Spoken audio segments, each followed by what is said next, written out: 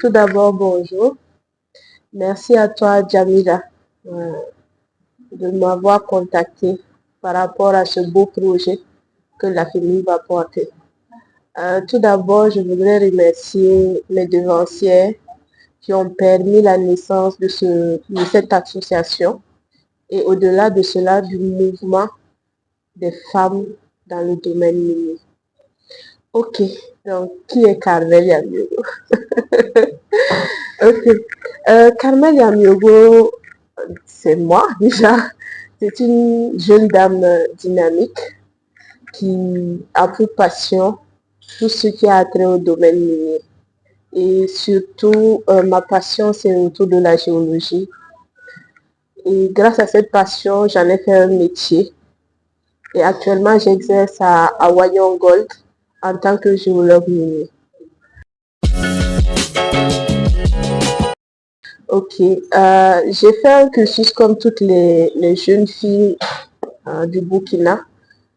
Lycée, collège, j'ai fait un bac D, pour résumer tout, un baccalauréat D que j'ai eu en 2012. Et ensuite, comme je l'ai dit tantôt, j'étais passionnée par tout ce qui était mine et géologie. Et donc, j'ai essayé de me renseigner comment je pourrais étudier, avoir un diplôme et quel genre de métier était exercé dans le domaine minier. Donc, dans mes recherches, je suis tombée sur l'Université Cheikh Anta Diop de Dakar, que j'ai intégré au niveau de la faculté sciences et techniques en 2012. Et là-bas, j'ai eu une licence en BCGS, biologie, géologie, géosciences. Voilà. Chimie et géosciences. Que j'ai fait 2 ans là-bas et après je suis allée parce que je n'avais pas pour passion de faire la recherche. Non, non, non. J'étais plus une dame de terrain. C'était plus l'action qui m'intéressait. Et donc de là, j'ai commencé à chercher comment avoir, on va dire quoi, un diplôme professionnel. C'est-à-dire, en même temps que j'étudie, en même temps je rentre dans le monde professionnel. Et je suis tombée sur IGDK, Institut de géosciences de Dakar, que j'ai intégré autour de 2015. Et là-bas, premièrement, je me suis intéressée à l'hydrogéologie. Donc, vous allez voir que mon parcours est assez varié parce que je tâtonne, je suis curieuse, je cherche. Donc, j'ai fait une licence en hydrogéologie appliquée à tout ce qui est mine et carrière. Voilà. Et mon premier stage, je l'ai effectué au niveau des ICS, Industrie chimique du Sénégal, qui ont bien voulu me recevoir. Et de là-bas, j'ai eu à côtoyer tout ce qui est technical services, en anglais on dit, le bureau qui s'occupe de tout ce qui est technique. Voilà. De l'ingénierie en gros. Voilà. Et de là, j'ai fait une belle rencontre. Voilà. Et de cette belle rencontre-là, j'ai commencé à m'intéresser à tout ce qui était ingénierie, géologie de mine. Voilà. Et je tiens à saluer mon mentor, Lee Tinjai, depuis Dakar. Et il m'a inculqué l'amour du métier. Et de là, quand je suis revenue sur Dakar, j'ai décidé de faire volte-face à l'hydrogéologie et de plus m'orienter vers les mines. Et de là-bas, j'ai fait un master en géoressources appliquées aux mines et carrières. Géoressources géotechniques, géosciences en gros. Et de là, j'ai soutenu en 2018 mon master. Et donc, de là-bas, étant une fille du pays, j'ai décidé de plier bagage et de rentrer chez moi parce que j'avais à cœur de participer à l'édification de mon pays à travers les mines. Donc, bon, chemin faisant, j'ai eu à travailler pour Teranga Gold à l'époque, à Wayon. Et après, j'ai eu à travailler pour Endeavour Mining. Récemment, on a eu on va dire, une année avec Lilium Et maintenant, je pense que c'est l'État qui vient de nous racheter. C'est un peu ça mon parcours. Il faut être passionné pour d'abord exercer en géologie. Parce que on va dire, c'est une perpétuelle découverte. C'est un perpétuel questionnement. Il faut être curieux parce que le géologue est bien qu'il y a d'autres corps de métier qui font partie de la mine, mais le géologue est au début à l'exploration, découvrir tout ce qui est gisement, à l'exploitation et aussi quand il s'agit de la fermeture. Donc tout ça, il faut être curieux, il faut aimer les sciences déjà, il faut aimer les sciences et puis je pense que c'est tout. Voilà.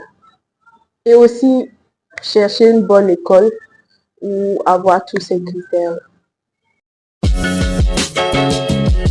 Okay. Le challenge ne peut pas manquer en tant que femme, évoluant dans le domaine minier que nous tous savons qui est masculin.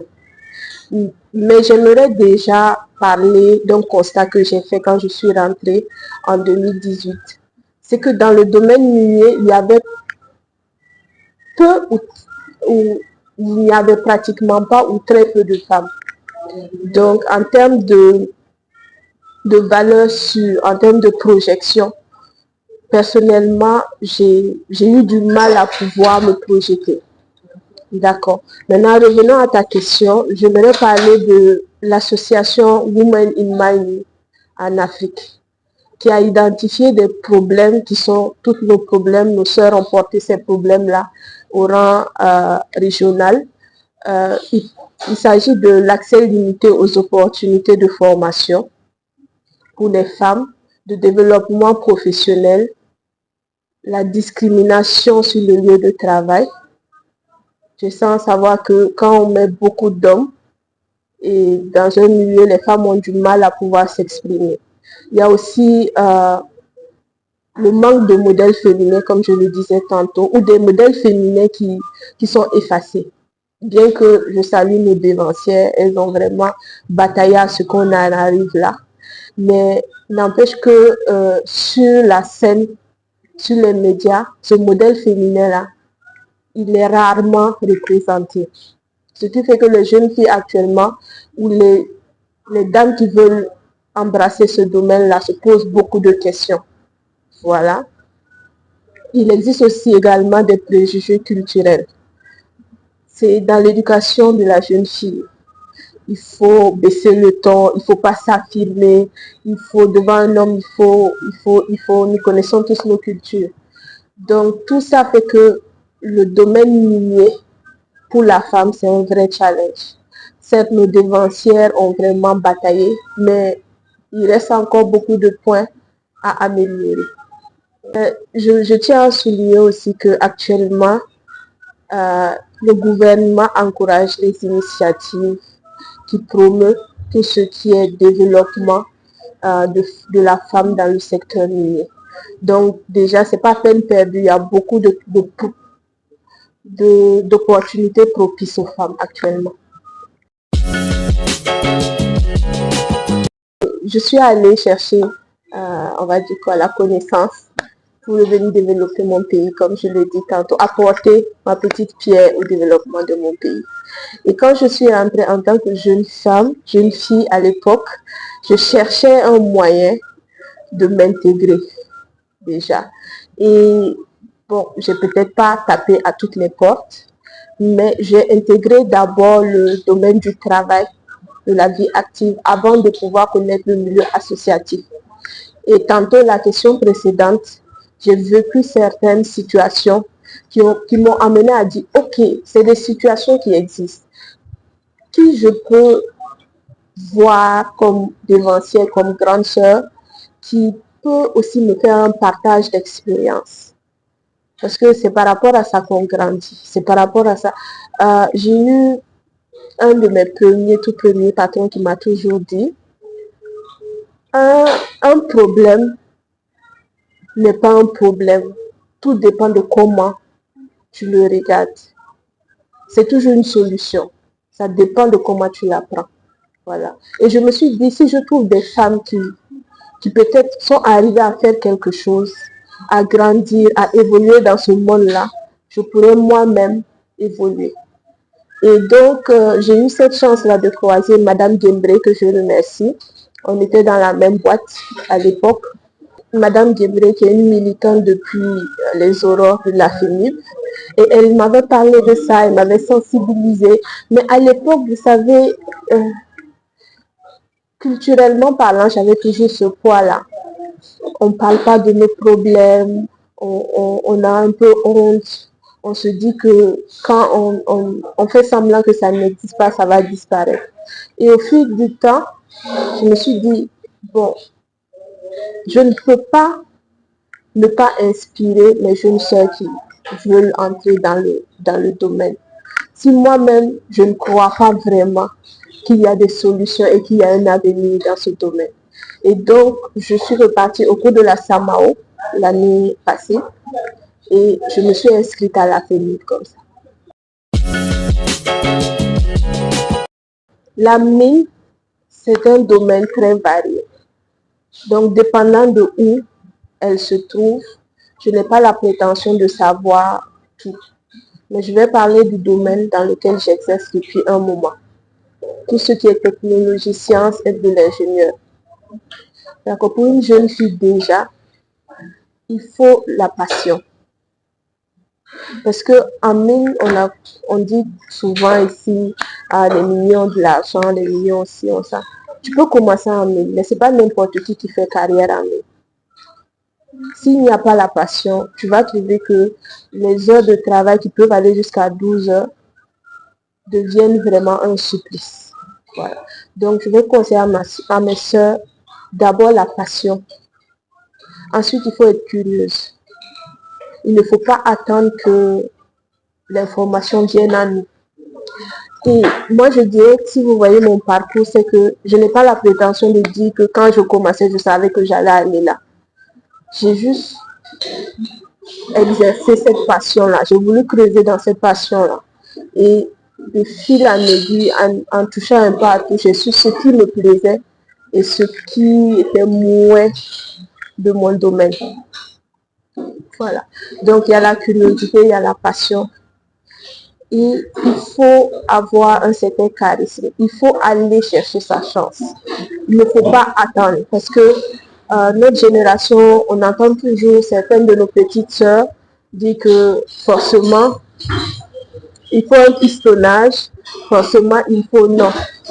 Moi, je suis une preuve. Ma famille, la majeure partie évolue dans la médecine.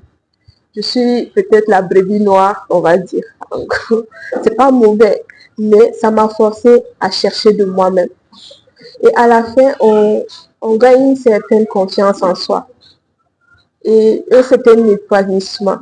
Et à la fin, quand on arrive à faire quelque chose, une valeur ajoutée, on se sent vraiment fier. Et également les nouvelles technologies. En termes de skill, en anglais on dit skill, en termes de compétences, il faut qu'elles arrivent à manipuler les logiciels de base, Excel, Word, PowerPoint, et également, suivant le corps de métier, il faut essayer de toucher un peu aux logiciels qui sont un peu utilisés dans le milieu professionnel et toujours approcher les devancières pour demander des conseils. Voilà. Et c'est parce que des fois, moi je sais qu'il y a beaucoup d'opportunités que j'ai ratées parce que je ne suis pas allée à l'information. Je vais faire un petit récap avant de passer à une petite conclusion. Donc je tiens à dire que après l'agriculture, le domaine minier est le domaine le plus rapporteur au Burkina. Et nous avons autour, si je ne me trompe pas, nous avons autour d'une dizaine de mines. Si je ne m'abuse, nous avons autour d'une dizaine de mines qui sont en fonction actuellement. Et j'aimerais dire que dans cette dizaine de mines qui emploient des milliers d'employés, la femme représente autour de 10% de ces employés, tout grade confondu. Et encore plus en termes de management, top management, il y a peut-être des rares femmes, mais je pense que le pourcentage là-bas s'approche de 0%. Donc, ce que j'ai à dire aux filles, c'est qu'il y a de la place pour celles qui ont la passion, la rage d'y arriver. Donc, moi, je dis également, actuellement, la politique gouvernementale aussi accompagne dans ce domaine. Donc, je dis aux filles, retroussez vos manches et allez-y. En tout cas, le gâteau y est et chacun peut avoir sa part. Remercier la famille, la présidente Madame Cabré et toutes nos dévancières. Et vraiment, des initiatives comme ça sont à pérenniser et à féliciter. Donc, ensemble, nous pouvons construire un avenir où les femmes sont au cœur du développement durable et de l'égalité des genres dans l'industrie minière. Donc, merci beaucoup, Jamila. C'était Carmel Yamioko, géologue de Mina Wayongol. Merci beaucoup.